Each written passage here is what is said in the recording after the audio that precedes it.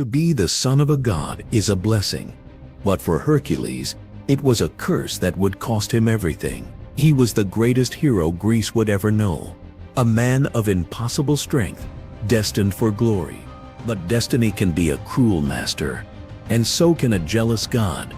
Driven into a horrific temporary madness by Hera, the queen of the gods who despised him, Hercules committed an act so unspeakable it stained his very soul. When the madness lifted, he awoke to find his wife and children slain by his own hand. His world shattered. The hero was broken. In his grief, he sought a way to atone, a path out of the darkness. The oracle at Delphi offered him one servitude. He was to perform a series of impossible tasks, each designed not for redemption, but to destroy him. This is the story of those 12 labors, the epic journey of a broken demigod who fought monsters, outsmarted kings, and descended into hell itself to forge his legend. The weight of his crime was a physical burden, heavier than any monster he would ever face. Hercules, his hands stained and his heart hollowed by grief, traveled to the sacred site of Delphi. There, the oracle spoke the god's decree. His path to purification was one of humiliation and peril. For 12 years, he was to serve his own cousin, King Eurystheus of Mycena, a man Hercules knew to be cowardly and inferior, a king who sat on a throne that should have been his.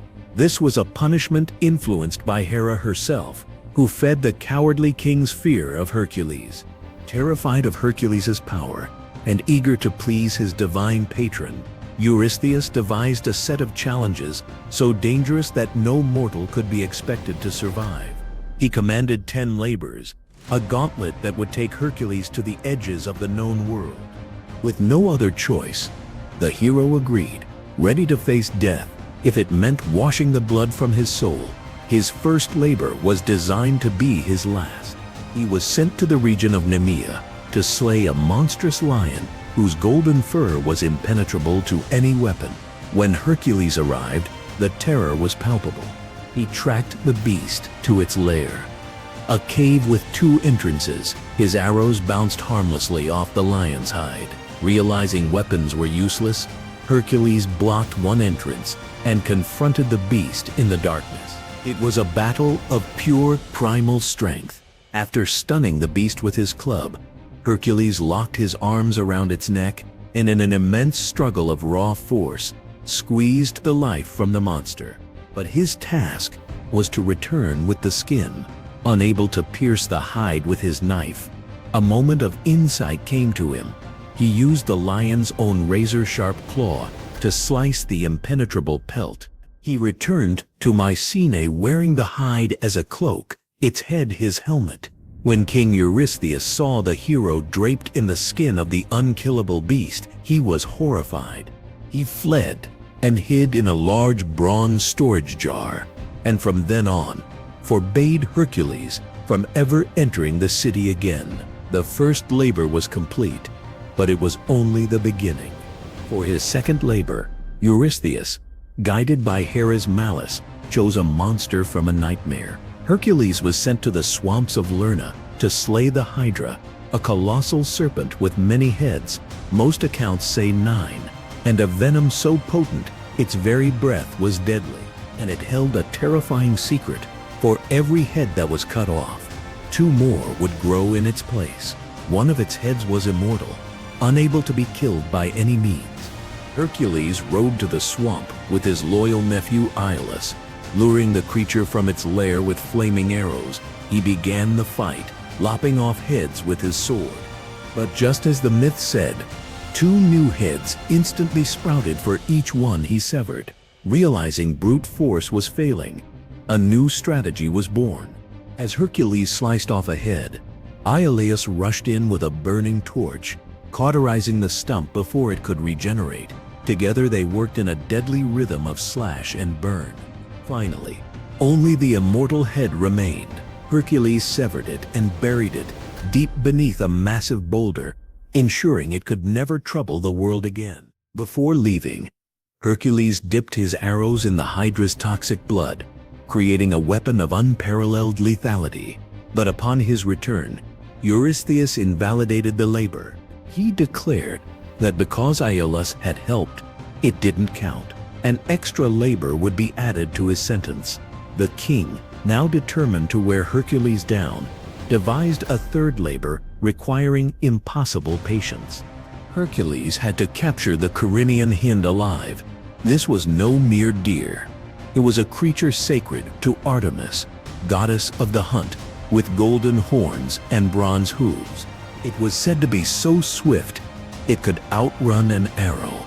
To harm it would mean the wrath of a goddess. What followed was a chase that lasted an entire year. Hercules pursued the hind across the land, a test of stamina that pushed him to his absolute limits. Finally, after a full year, he tracked the exhausted animal to a river. As it paused to drink, he saw his chance. Some say he fired a masterful arrow that pinned its legs together without drawing blood. He hoisted the sacred animal onto his shoulders and began the long journey back. On the way, he was confronted by an enraged Artemis and her brother Apollo. But when Hercules humbly explained his quest for atonement, placing the blame squarely on Eurystheus, the goddess's anger cooled.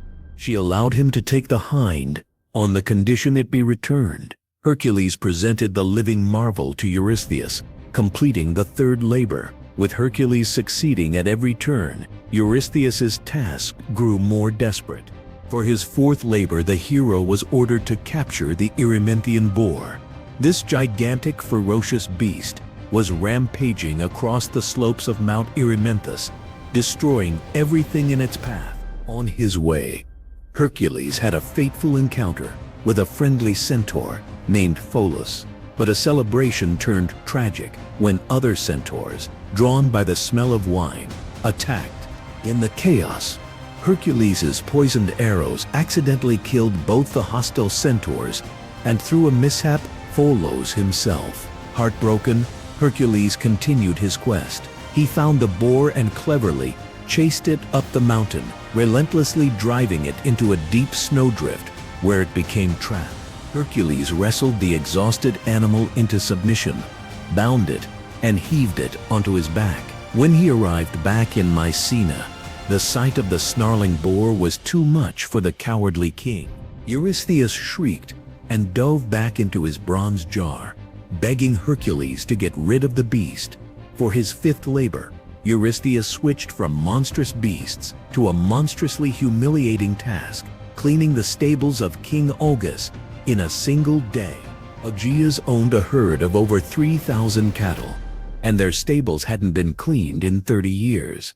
The filth was legendary. Seeing a challenge of wits, not shovels, Hercules approached Augeas and struck a deal 1/10 of the cattle if he could clean the stables in a day. Augeas, certain it was impossible, agreed. Hercules then used his immense strength to tear openings in the stable walls and divert two nearby rivers, the Alpheus and the Peneus. A powerful torrent of water surged through the stables, washing away decades of filth in hours. But King Augeas refused to pay, having learned Hercules was performing the task for Eurystheus. Worse, Eurystheus disqualified the labor, declaring it didn't count since Hercules had attempted to work for payment. 2 labors invalidated, 2 more added. The 6th labor took Hercules to Lake Stymphalia, home to a flock of man-eating birds with bronze beaks and sharp metallic feathers they could launch like arrows. They belonged to Ares, the god of war, and had infested the swampy forests. Unsure how to flush them out, Hercules received help from the goddess Athena. She gave him a crotala, a divine rattle forged by Hephaestus. Hercules climbed a nearby peak and shook it. The deafening, otherworldly clangor terrified the birds, which burst from the trees in a great cloud.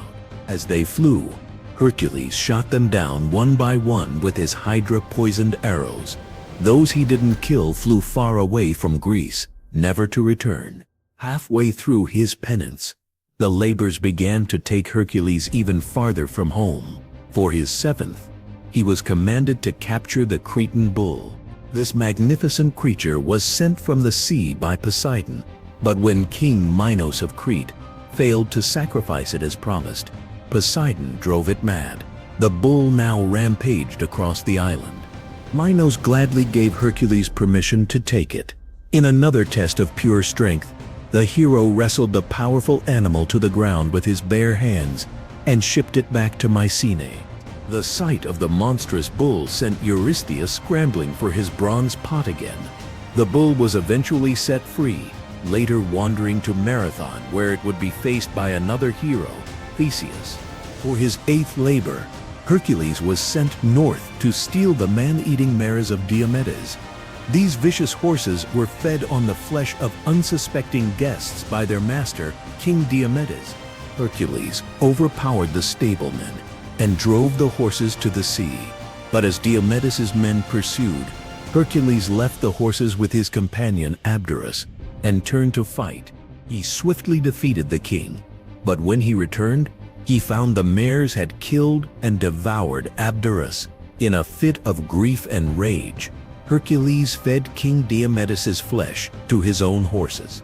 After eating their master, a strange calm fell over the beasts, and they became docile. Hercules led them back to Eurystheus, completing the brutal 8th labor. The 9th labor was a diplomatic mission, doomed by Hera's meddling. Hercules was to travel to the land of the Amazons and obtain the girdle of Queen Hippolyta, a gift from the war god Ares.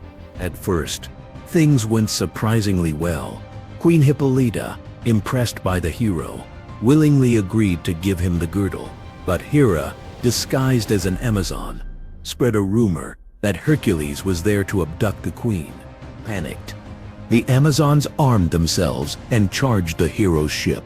Hercules, seeing the warriors approach, assumed he'd been betrayed. In the tragic misunderstanding that followed, a battle broke out. Believing his life was in danger, Hercules killed Queen Hippolyta and took the girdle from her body before making his escape. The final labors were designed to send Hercules into the realm of myth itself. For his 10th labor, he was to travel to the mythical island of Erythea at the world's western edge and steal the red cattle of Geryon, a giant with 3 bodies. The herd was guarded by a giant and a 2-headed dog named Orthrus. The journey itself was an epic. Frustrated by the desert heat, Hercules fired an arrow at the sun god, Helios, who, amused by his audacity, gave him a giant golden cup to sail across the ocean. Upon arriving on the island, Hercules killed the guard dog Orthrus with a single blow from his club. Then the herdsman. Finally, he slew the 3-bodied Geryon with a single poison-tipped arrow. Herding the cattle back was another ordeal, as Hera sent a gadfly to scatter them. After painstakingly rounding them up, he finally delivered them to Eurystheus, who sacrificed them to Hera. 10 labors were done, but with 2 disqualified, he still had 2 to go. The 11th labor was to steal the golden apples of the Hesperides. These weren't ordinary apples. They were a gift from Gaia to Hera that granted immortality. They grew in a secret garden at the edge of the world, guarded by nymphs and a 100-headed dragon named Ladon. Just finding the garden was a labor in itself. On his journey, Hercules found the Titan Prometheus chained to a rock. He shot the eagle that tortured the Titan daily and freed him. In gratitude, Prometheus gave him crucial advice. Don't take the apples yourself, send Atlas. Hercules found the Titan Atlas holding the heavens on his shoulders. He offered to take the burden if Atlas would fetch the apples. The Titan eagerly agreed and returned with 3 golden apples. But tasting freedom, Atlas was reluctant to take the sky back. He offered to deliver the apples himself. Hercules cleverly pretended to agree, but asked Atlas to hold the sky for just a moment so he could adjust his cloak. The gullible Titan fell for the trick.